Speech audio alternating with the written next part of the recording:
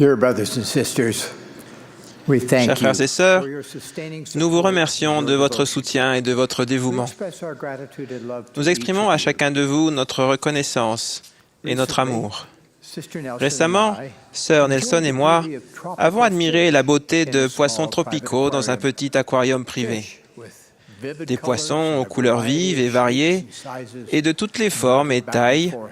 nageaient rapidement dans tous I les asked the sens. attendant nearby, J'ai demandé à la personne qui s'en occupait, qui nourrit ces magnifiques he poissons? responded, Elle a répondu, c'est and moi. I asked, Alors j'ai demandé, have they ever thanked you? vous ont-ils She jamais replied, remercié? "Not yet." Elle a répondu, pas encore. I thought of some people I know. J'ai pensé à des gens que je connais qui sont tout aussi oublieux de leur Créateur et de leur véritable pain de vie. Ils vivent au jour le jour sans avoir conscience de Dieu et de sa bonté envers eux. Ce serait tellement mieux si tout le monde pouvait être plus conscient de la providence et de l'amour de Dieu et lui exprimer cette reconnaissance. Ammon a enseigné, rendons grâce à Dieu, car il accomplit ce qui est juste à jamais. L'ampleur de notre reconnaissance est une mesure de notre amour pour lui. Dieu est le Père de notre esprit. Il a un corps de chair et d'eau, glorifié et parfait. Nous vivions avec lui dans les cieux avant notre naissance. Et quand Dieu nous a créés physiquement, c'était à son image, chacun avec son propre corps. Pensez à nos besoins physiques. Ils sont véritablement pourvus par les cieux. Les éléments indispensables à la vie, comme l'air, la nourriture et l'eau, nous parviennent à tous comme des dons d'un Père céleste aimant. La terre a été créée pour subvenir aux besoins de notre bref séjour dans la condition mortelle. Nous sommes nés avec la capacité de grandir, d'aimer, de nous marier et de fonder une famille. Le mariage et la famille sont ordonnés de Dieu. La famille est la cellule sociale la plus importante pour le temps et pour l'éternité. Selon le grand plan divin du bonheur, les familles peuvent être scellées dans le temple et être préparées à retourner vivre pour toujours en sa sainte présence. C'est cela la vie éternelle. Elle réalise les aspirations les plus profondes de l'âme humaine, le désir naturel de vivre pour toujours avec les membres bien-aimés de sa famille. Nous sommes inclus dans ses desseins divins. Il a dit, « Car voici mon œuvre et ma gloire, réaliser l'immortalité et la vie éternelle de l'homme. » Afin de réaliser ses desseins, Dieu a tant aimé le monde qu'il a donné son Fils unique, afin que quiconque croit en lui ne périsse point, mais qu'il ait la vie éternelle. Cet acte est une manifestation divine de l'amour de Dieu. Il n'a pas envoyé son Fils dans le monde pour qu'il juge le monde, mais pour que le monde soit sauvé par lui. La mission de Jésus-Christ est au centre du plan éternel de Dieu. Il est venu pour racheter les enfants de Dieu. Grâce à l'expiation du Seigneur, la résurrection ou l'immortalité est devenue une réalité. Grâce à l'expiation, la vie éternelle est devenue possible pour toutes les personnes qui se qualifieront. Jésus l'a ainsi expliqué. « Je suis la résurrection et la vie. Celui qui croit en moi vivra, quand même il serait mort.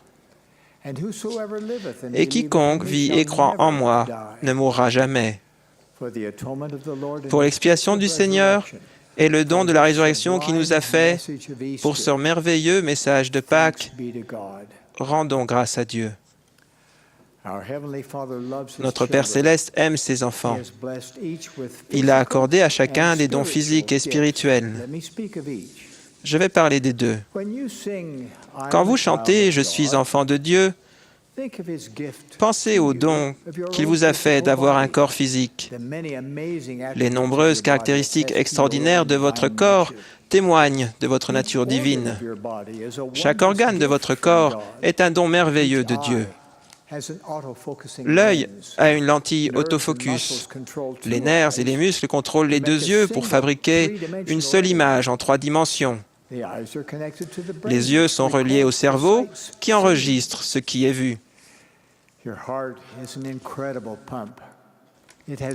Le cœur est une pompe fabuleuse. Il possède 4 valvules délicates qui contrôlent la direction du débit sanguin.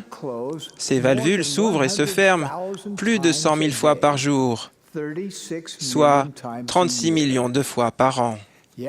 De plus, à moins d'être endommagées par la maladie, elles peuvent résister à un tel rythme presque indéfiniment. Pensez au système de défense du corps. Pour le protéger, il perçoit la douleur. En réaction à l'infection, il produit des anticorps. La peau apporte une protection. Elle avertit contre les lésions que la chaleur ou le froid excessif peuvent causer. Le corps renouvelle ses propres cellules vieillies et régule le niveau de ses composants vitaux. Le corps guérit ses coupures, ses ecchymoses et ses os cassés. Sa capacité de reproduction est un autre don sacré de Dieu. Souvenons-nous qu'un corps parfait n'est pas requis pour atteindre sa destinée divine. En fait, certains des esprits les plus beaux habitent des corps frêles ou imparfaits. Les personnes qui ont des problèmes physiques acquièrent souvent une grande force spirituelle, précisément parce qu'elles sont ainsi mises à l'épreuve.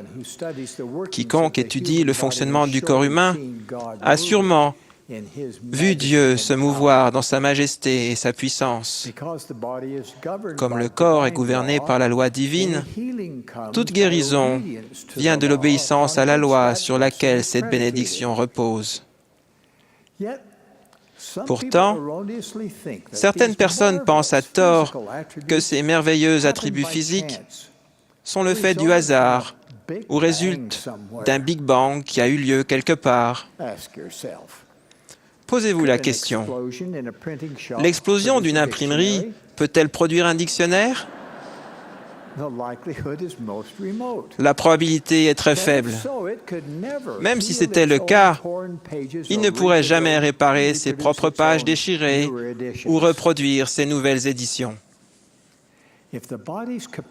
Si la capacité du corps d'effectuer les fonctions normales, la défense, la réparation, la régulation et la régénération devait dominer sans limite, la vie sur Terre continuerait à perpétuité.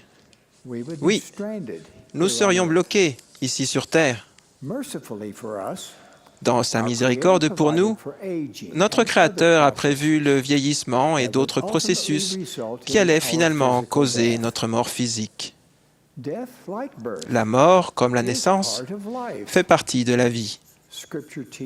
Les Écritures enseignent qu'il n'était pas opportun que l'homme fût racheté de cette mort temporelle, car cela détruirait le grand plan du bonheur. Le fait de retourner auprès de Dieu par la porte que nous appelons la mort est une joie pour les personnes qui l'aiment et sont préparées à le rencontrer. Finalement, le temps viendra où tous les esprits et tous les corps seront de nouveau réunis sous leur forme parfaite. Membres et jointures seront rendus à leur propre forme pour ne plus jamais être séparés. Pour ces dons physiques, rendons grâce à Dieu. Aussi important que soit le corps, il n'est que le tabernacle de notre esprit éternel. Notre esprit existait dans le royaume prémortel et continuera de vivre après la mort du corps. L'esprit fournit au corps le mouvement et la personnalité. Dans cette vie et dans la suivante, l'esprit et le corps une fois réunis, deviennent une âme vivante de valeur divine. Du fait de l'extrême importance de notre esprit, son développement a des conséquences éternelles. Il est fortifié lorsque nous communiquons avec notre Père céleste aimant par d'humbles prières. Les attributs sur lesquels nous serons jugés un jour sont tous spirituels. Il s'agit de l'amour, de la vertu, de l'intégrité, de la compassion et du service envers autrui. Votre esprit, combiné au corps et abrité par lui, est capable de cultiver et de manifester ces attributs de façon qui sont essentielles à votre progression éternelle. Le progrès spirituel s'atteint en suivant les étapes de la foi, du repentir, du baptême, du don du Saint-Esprit, en persévérant jusqu'à la fin et en recevant les ordonnances de la dotation et du scellement dans le Saint-Temple.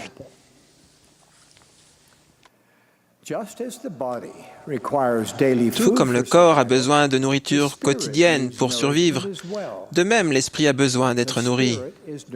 L'esprit est nourri par la vérité éternelle. L'année dernière, nous avons célébré le 400e anniversaire de la version du roi Jacques de la Sainte Bible. Et nous avons le livre de Mormon depuis près de 200 ans.